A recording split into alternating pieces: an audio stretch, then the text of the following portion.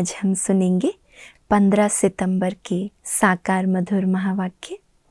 बाबा आज कहते हैं, मीठे बच्चे, इस दुख के घाट पर बैठ शांति धाम और सुख धाम को याद करो।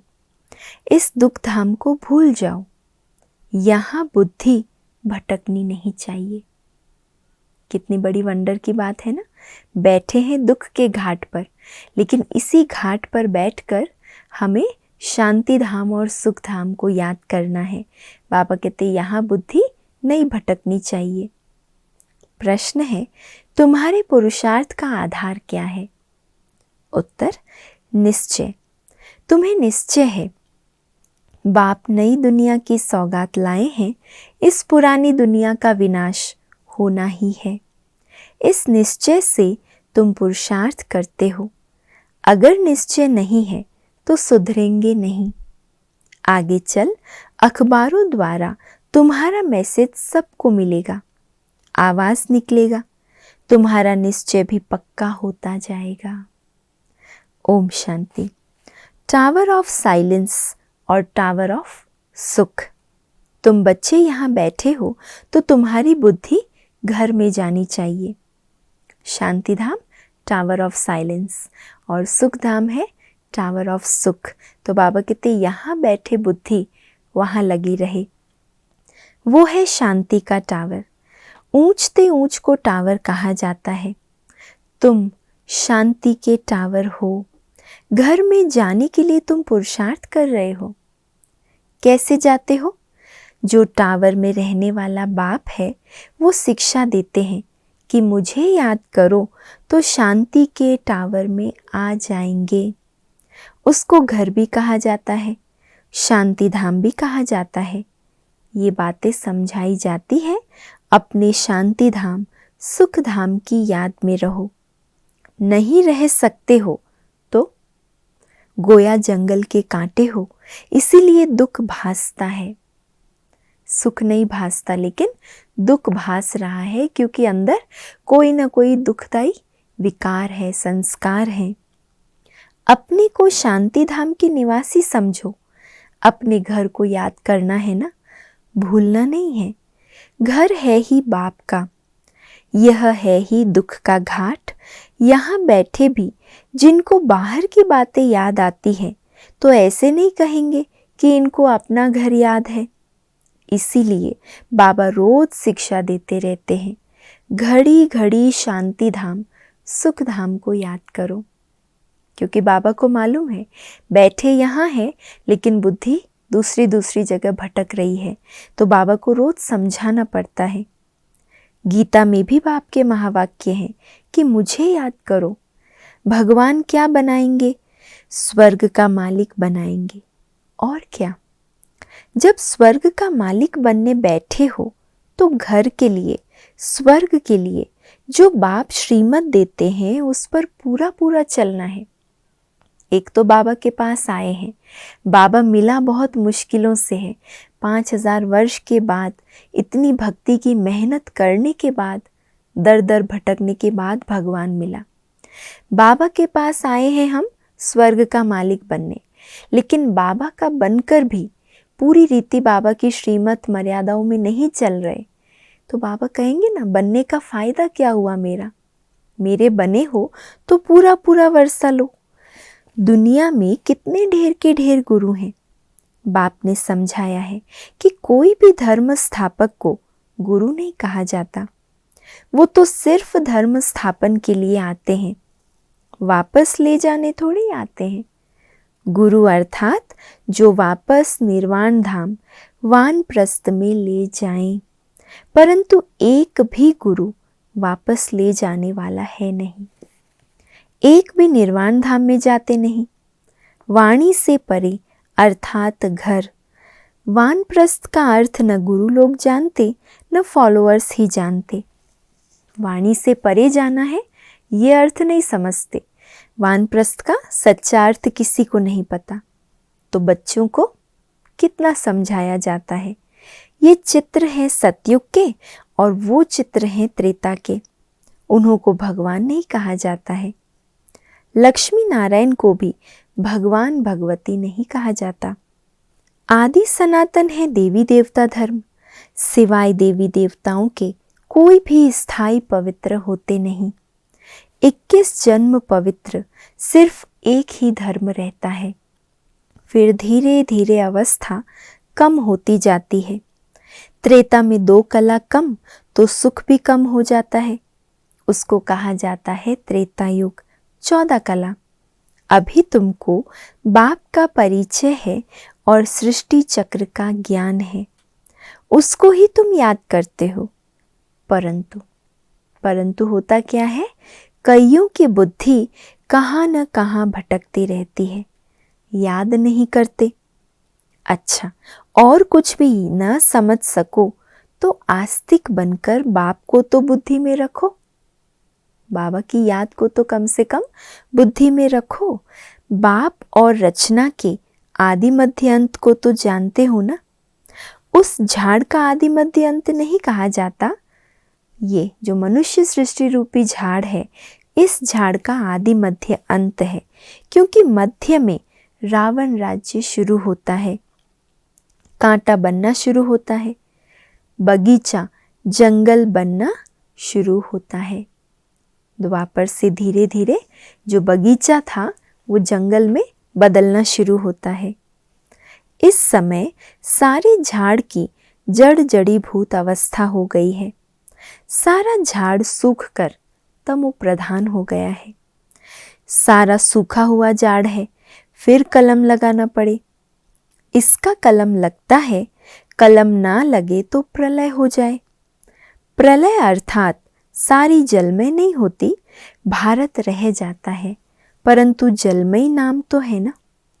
मीठे मीठे बच्चे जानते हैं कि चारों ओर ही जलमयी हो जाती है, माना कोई भी दूसरे खंड नहीं रहेंगे, भारत ही सिर्फ रहता है। जैसे बाढ़ आती है फिर उतरती भी है ना। कहते भी हैं बाबा हंसी की बात सुना रहे, क्या कहते, बीके सारा दिन मौत ही मौत कहते रहते, बस मौत आने वाला है। दुनिया वाले ऐसा कहते हैं, तो समझते हैं कि ये तो अशुभ बोलते हैं। बोलो नहीं, हम कोई विनाश थोड़ी ही कहते हैं, हम तो कहते हैं पवित्रता सुख शांति का धर्म स्थापन हो रहा है। इसीलिए कई बार बाबा कहते ना, दूसरों को जब समझाते हो तो विनाश विनाश ज़्यादा नहीं कहो, लेकिन परिवर्तन, इस विश्व का परिवर्तन होने वाला है, ये शब्द यूज़ करो। बोलो नहीं, विनाश थोड़ी ही कहते हैं, हम तो कहते हैं पवित्रता सुख शांति का धर्म स्थापन हो रहा है। विनाश ना हो तो शांति कैसे हो। गुप्त वेश में शांति धाम सुख धाम की स्थापना हो रही है, ये तो हम शुभ बोलते हैं। तुम भी कहते हो ना, हे पतित पावन आओ, हमको पावन बना कर ले चलो। तुम खुद कहते हो ना कि हमको ले चलो। बाबा कहते दुनिया वालों को ये बात बताओ कि तुम ही बुलाते आए ना, हे पतित पावन आओ, हे लिबरेटर गाइड आओ, हमको ले चलो, तो वो तो आया है ना। हम भी शुभ बोलते हैं, तुम भी शुभ बोलते हो, बस कहने का तरीका अलग अलग है। तुम कहते हो हमको पावन बनाकर इस दुख धाम की दुनिया से ले चलो शांति धाम में, तो ज़रूर दुख धाम विनाश हो तब तो सुख धाम आएगा।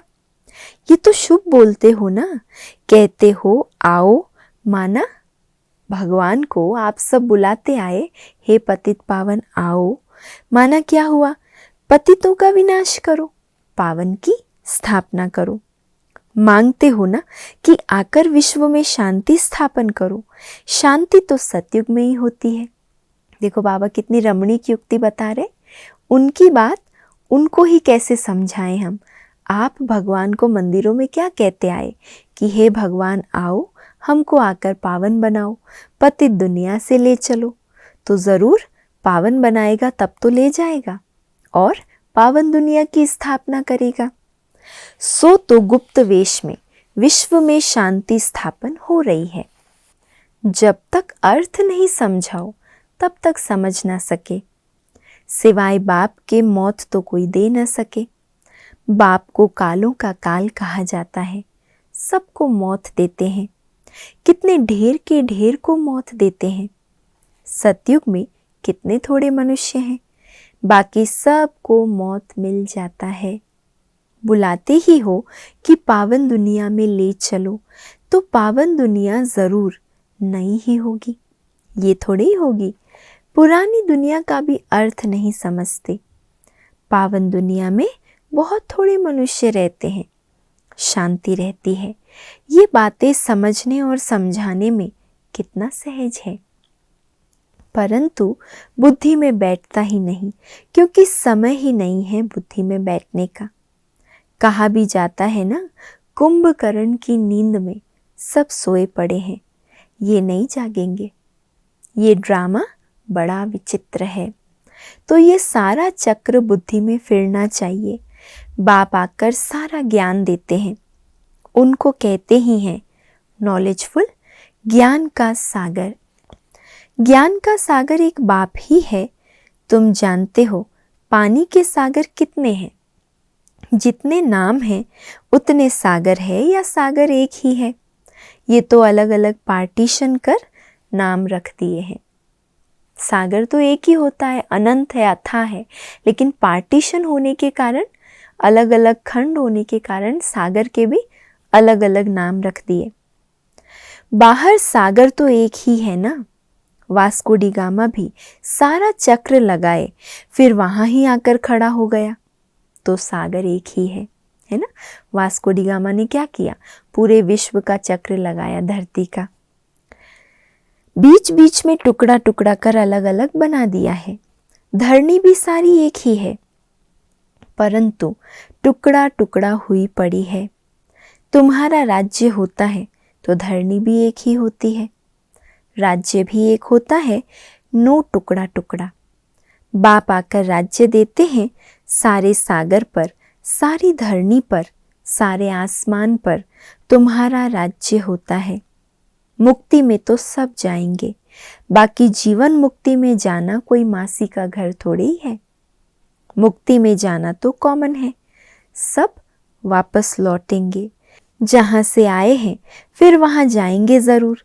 बाकी नई दुनिया में सब थोड़े ही आएंगे, तुम्हारा ही राज्य है।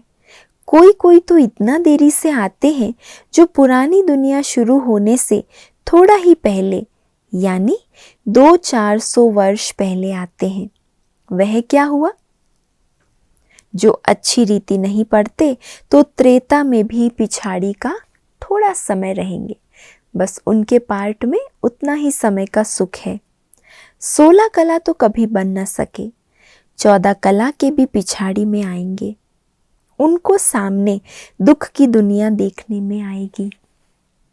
कांटों की दुनिया के नज़दीक आ जाएंगे, वहाँ कोई ये मालूम नहीं पड़ता है।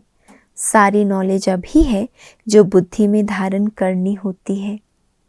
इस समय मनुष्यों के पास पैसे देखो कितने होंगे, कितने महल बनते रहते हैं, कितनी ऊंची ऊंची मंजिलें बनाते रहते।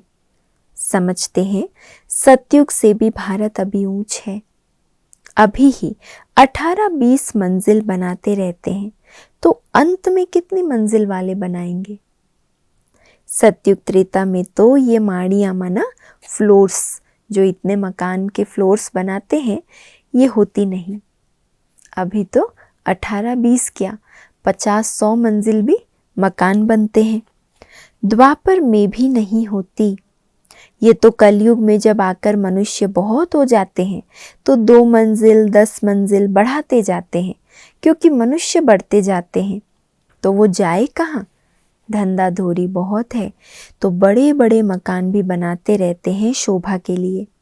जंगल से मंगल होता जाता है, कितने अच्छे अच्छे मकान बनते रहते, जमीन लेते रहते हैं ना। बॉम्बे पहले क्या थी, 80-90 वर्ष में देखो क्या हो गई है। पहले तो कितने थोड़े मनुष्य थे, अभी तो देखो कितने मनुष्य हो गए हैं। समुद्र को सुखाया है, अभी भी देखो समुद्र को कितना सुखाया है। पानी जैसे कमती होता जाता है, मनुष्य वृद्धि का पाते जाते तो पानी कहाँ से आएगा? पानी कम होता जाता, समुद्र हटता जाता।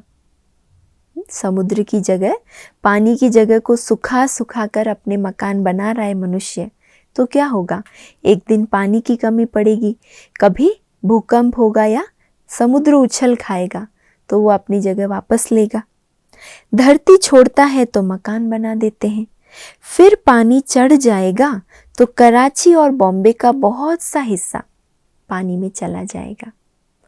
जिसकी जो जगह है वो जगह वापस लेगा।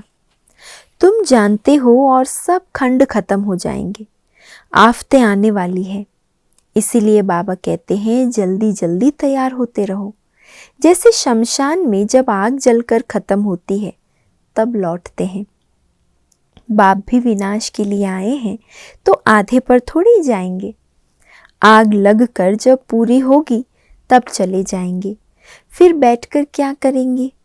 आग बुझेगी नहीं, सब चले जाएंगे, सबको साथ ले जाएंगे। होना तो ज़रूर है। समझते तो सब हैं, लेकिन समय का गपोड़ा बहुत बड़ा लगा दिया है।